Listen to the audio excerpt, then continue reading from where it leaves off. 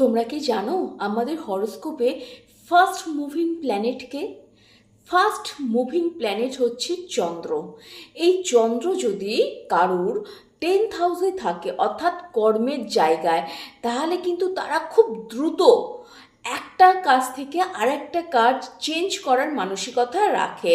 শুধু তাই নয়, তারা কিন্তু কর্মসূত্রে কিন্তু বিভিন্ন জায়গায় ঘুরে ঘুরে বেরিয়ে কিন্তু কাজ করে।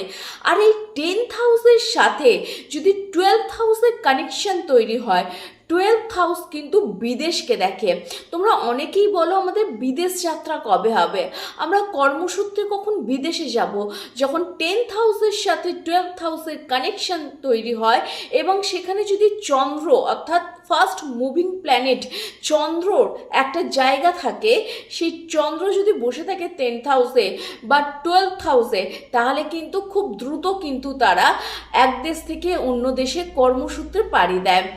আর যদি 6th হাউসের সাথে কানেকশন করে রাখে, 6th হাউসটাও কিন্তু কম্পিটিশন দেয়, তাহলে কিন্তু তারা কম্পিটিশনের সূত্রে কোনো একটা কোম্পানিতে বা কোনো একটা জায়গায় কিন্তু একটা সময় ধরে, একটা দীর্ঘ সময় ধরে কিন্তু থাকে না, অতিরিক্ত তারা প্লেসমেন্ট করে একটা চাকরি থেকে আর একটা চাকরি।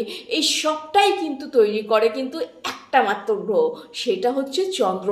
চন্দ্র যদি কারোর 10th হাউসে থাকে, চন্দ্র যদি কারোর 12th হাউসে থাকে, ইভেন চন্দ্র যদি কারোর 6th হাউসে থাকে, তাহলে কম্পিটিশন, তার সাথে হচ্ছে খুব তাড়াতাড়ি হচ্ছে চেঞ্জ, একটা চাকরি থেকে আরেকটা চাকরিতে চেঞ্জ, এবং তার সাথে সাথে কিন্তু বিদেশ ভ্রমণকেও কিন্তু খুব সাংঘাতিকভাবে কিন্তু ইন্ডিকেশন দিয়ে থাকে।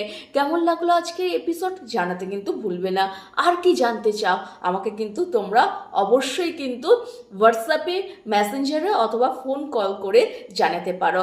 আর আমার সাথে যোগাযোগের জন্য 7548954246 নাম্বার তো ওপেনই আছে, কথা বলে নিও। অবশ্যই কিন্তু তোমাদের সাথে দেখা হচ্ছে নেক্সট এপিসোডে।